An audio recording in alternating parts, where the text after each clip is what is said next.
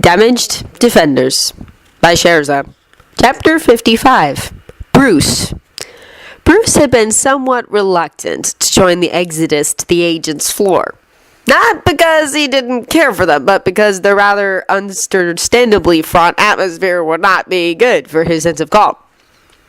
Then again, if he was going to trust Hulk to not smash the instant he showed up, he was going to have to start somewhere, starting with calling him by his name rather than the other guy. Hulk had been exposed to these people, none of whom had attacked him, which would reduce the likelihood of him attacking them. If worse came to worse, they would all be able to evade him, or in Tony's case, possibly be able to talk him down. Their chances were better than anyone save Betty's if Hulk did break loose of his control. So he went downstairs. At first, it was less of a challenge than he'd expected it to be. The agents themselves were almost eerily calm about the whole thing, which was somewhat dampening the others' reactions to the threat, which meant that while they looked rather pissed off, no one was doing more than looking pissed. That all changed when Loki and Thor returned, would-be assassin in tow. Agent's reaction to the sight of the assassin was disturbing. Clearly, they recognized him, which couldn't possibly be good news. The assumption was borne out quickly enough. The information Natasha imparted made his blood run cold, and from the back of his mind, Hulk rumble and disquiet at their own unfortunate memories. Bruce couldn't quite stop himself from shooting the man a sympathetic look, even as he began to contemplate possible ways of deprogramming him. He made a mental note to inquire of Loki later just what sorts of things Frigga was capable of. Not that he would necessarily answer, of course, but Bruce still wanted to ask. Then the mask came off and, well, things got really interesting really fast. It was kind of like watching dominoes fall. Agent Coulson went down first, which was hardly surprising given his interest in Captain America. Natasha, Clint, and Tony were right behind him. To his shame, despite his knowledge of Steve through his interest in the serum, it took Bruce a few seconds to recognize what he was seeing. Remy figured it out next, with a soft merde, before Bruce could even figure out how he personally felt about the discovery that James Barnes had been captured and twisted into, well, this, by some people that made the General look like a fluffy bunny. It became very clear that Steve knew who he was looking at. Actually, it had been the frozen stock still reaction that had glued Bruce in. Steve had no reason to react in such a way if it wasn't someone he knew or knew of. Bruce had no doubt that Steve would be outraged on the behalf of anyone that had been so horribly used, but he wouldn't freeze up worse than a deer caught in headlights. Right about the time Remy guessed, Steve's shock wore off. It was fundamentally wrong for Steve, of all people, to look so horrified, grief-stricken, and wounded. The agonized wheeze and backwards stumble was even worse. Literally everyone in the room reacted to Steve's distress except for Barnes and Loki. About half of them lunged towards Steve in an ill-considered bid to keep him from collapsing to the floor, considering most of them weren't strong enough to keep Steve on his feet if his legs collapsed out from under him like they were threatening to. Everyone yelled his name in concern. Thankfully, one of the people strong enough to actually hold Steve up got to him before anyone else did. Thor propped Steve up against a wall. Bruce glanced around for a blanket.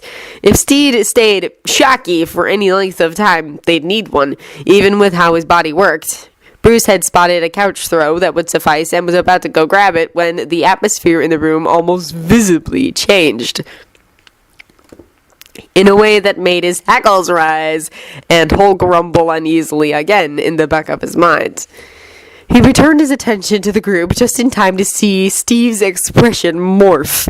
Instinctively, he and almost everyone else in the room save Barnes, who couldn't move, and Loki, who was probably concentrating on keeping Barnes contained enough he wasn't paying much attention to anything else, at least flinched. Most of them actually took at least one step back away from Steve. This despite the fact that literally everyone in the room could, at the very least, hold Steve off in a full-on fight. Steve was, after all, only at the peak of human capabilities physically. Most of the people in the room exceeded that level or had enough training or technology to meet Steve head-on. Not that Bruce was exactly blaming anyone for backing away from Steve, because Holy shit. As fundamentally wrong as it was to see Steve so shattered, it was also fundamentally wrong to see him completely, totally, utterly, murderously enraged. It was also more than a little frightening. Bruce didn't know about anyone else, but he'd had no idea that Steve was even capable of this level of rage. Bruce had no doubts whatsoever that if the persons responsible for Barnes' condition had appeared in the room at that moment, they would have been dead by Steve's hand before any of the rest of them could react. What was weird for Bruce was that Hulk didn't break out in response to the threats. Bruce would have thought that he would have. It wasn't like there had been a dearth of dangerous men in Bruce's life, so Hulk should have responded to an apparent threat from yet another hostile male. Instead, Hulk seemed to lose interest, which confused Bruce to no end.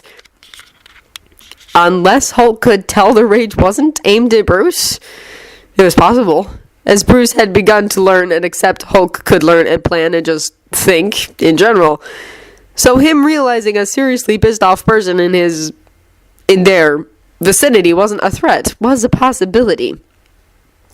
That aside, Bruce had to give Natasha full marks for courage for only flinching when Steve's attention locked out of her. Bruce seriously doubted anybody else in the room would have been so sanguine, even Thor. Bruce had to stomp on the temptation, mild as it had been, to get between the two. That would have just gotten entirely too messy for words, even if Hulk didn't show up. When it was decided where to stash Barnes until they could deal with the threat, he unwillingly presented.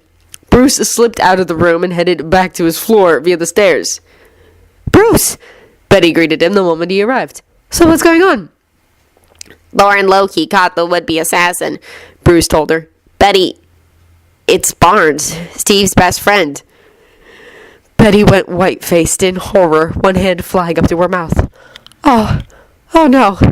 Who is he?" Bruce didn't mistake who she was talking about. "About as well as you'd expect, which is to say, so very not good," he told her. "Turns out Barnes was found by the folks who got their claws into Natasha. He trained her, worked with her. She never knew who he was because he always wore a black mask that covered most of his face. To be honest, it looks like a cross between Darth Vader's helmet and a muzzle. It's more than a little horrifying in and of itself. Anyway, they're moving him into the quarantine lab because it's armored and pretty self-contained since it has a bathroom and somewhere comfortable to sleep. I figured we could spare a blanket or two, give him something that doesn't look like it came out of an industrial combine or jail." While Bruce had been unable to retain any belongings between Hulkouts, with it having been a year since the Culver incident, he'd actually managed to collect a few things by the time Natasha had come looking for him. Among them was a handmade blanket. Betty, whose taste was nearly as eclectic as his, had several more. "Of course," Betty said, then hurried off to grab the blankets. "Should I contact Leonard? Even if Barnes' condition is beyond his skills, he'd know who might be able to help." "That might be a good idea," Bruce admitted. "Loki is going to talk to Frigga to see if there's anything she can do, but it would be good to have someone on our end, just in case she can't do anything, or what she can do doesn't extend to dealing with the emotional damage left behind by what Barnes has been through. And Steve's going to need someone himself before this is all said and done." Betty nodded as she handed a blanket to him, and they both headed up the stairs. "I'll call him first thing in the morning," she promised. Thanks to using the stairs, the two of them got there right about the same time as Loki, Thor, Steve, and Barnes. Bruce got one good look at Steve's face and mentally whistled. He, better than anyone else in their group, knew exactly what tightly controlled rage looked like. It was rather blatantly obvious to Bruce that Steve had clamped down on his rage and started thinking. That boded ill for Barnes's tormentors. Not that this mess was ever going to end well for them, not with so many people so very willing to kick their butts to hell and God. But this once, with these circumstances, Bruce had the suspicion that Steve would do more damage than even the Hulk at his worst could do. Mostly because Hulk wasn't a master tactician and didn't have a truly personal stake in the situation the way he would if it was Betty on the line. The rest of the group, even if they couldn't read Steve's face, was definitely picking up on his body language and giving him a wide, weary berth because of it. Right about now, Steve looked bigger and more imposing than Thor. Given that Thor did big and imposing without even trying, much less when he was upset, that was saying something. He also, despite having his rage on a leash, still looked like he nearly wanted to hit something. Bruce was half tempted to drag Steve somewhere that he could Hulk out and let Steve take it out on Hulk. It wasn't like Hulk would really feel it. Unfortunately, Bruce wasn't anywhere near ready to trust Hulk to not react instinctively if someone was attacking him. Bruce let Betty slip into the lab with the blankets she had carried and one of his, but he kept one himself. He intended to keep an eye on Steve. Right now, Steve was seriously pissed, and that was canceling out everything else. But at some point, the rest was going to come crashing back in. Bruce did not intend for Steve to be alone when it did. He was going to need all the help he could get himself to deal with this. And there were physical concerns as well. Even Steve could succumb to shock, especially if he got hit with it again when alone. Bruce wasn't sure just how good Jarvis was at recognizing medical conditions. Tony had probably programmed him to recognize severe heart and breathing issues, extensive bleeding, and things of that nature. Things that were or could be immediately lethal. But beyond that, Bruce wasn't sure. It wasn't something that had come up in their discussions. Bruce would have to rectify that later. Seeing Barnes just standing there after he was released was heartbreaking. Not that Bruce got much time to contemplate that because Jarvis chimed in, letting them know he had someone in a cell in the basement. Bruce eyed Steve, half expecting him to demand to be the one to interrogate the woman. Instead, Steve planted himself just outside the lab, clearly intending not to move. Before the others could traipse off to deal with a second intruder, whom Bruce did not envy at all, Bruce frowned slightly. Hang on a second. Add another item to our list of things to do, Tony. Call Cecilia right away. If he's not going to feed himself, we're going to have to resort to IVs. Without knowing how long he's been without food or water, I'm not comfortable letting him go without, even until morning. And while Bruce could insert an IV in an emergency, he wasn't a licensed physician or surgeon, so he'd feel better letting Cecilia do that sort of thing. It was one thing to do what he could to combat fevers in such poverty-stricken hovels where the residents couldn't afford an actual doctor. Doing so here was unnecessary. That said, he was present and knew enough to know going without food and water especially, for any kind of time, was not good, and could remind them to call in the actual doctor. "Good boy," Tony said. "Jarvis?" "Immediately, sir," Jarvis said. A few moments later, he spoke up again. "Dr. Reyes is en route. She asks, since the patient is potentially hostile, that Loki remain to restrain him so that medical intervention can be performed with minimal risks to herself." "Of course," Loki agreed. The rest of the team trooped off to go deal with the would-be infiltrator, while Bruce, Loki, and Steve stayed to wait for Cecilia. Bruce really didn't envy the woman. Cecilia arrived a few minutes after the rest of the team left, carting several containers of gear.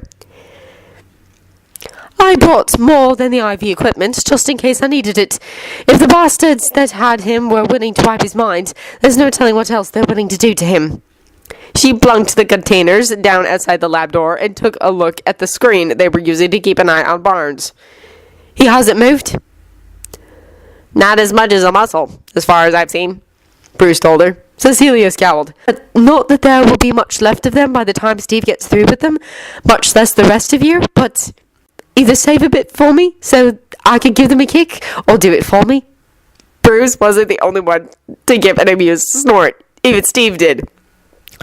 "All right, let's get this dealt with," Cecilia said. Loki immediately re-restrained Barnes with his magic, and all of them followed Cecilia into the room. Cecilia worked quickly and efficiently, unsurprising given her specialty, as she assessed Barnes. "Well," she said when she finished, "you made a good call, Bruce. He's definitely dehydrated. Not badly, but that can and will escalate quickly. For a miracle, there was no other current damage. Loki, I don't know how much this is taking out of you," she asked, waving at the green-gold restraint field. "Very little," Loki told her. "I can hold him for quite some time before I become tired." "Okay, then an IV won't be a problem," Cecilia said. "I wouldn't risk it if you couldn't hold him. He might yank it out or hurt himself somehow." Cecilia had the IV drip in place in short order, and they all retreated once more as Loki seemed to be able to hold the restraint even through the door.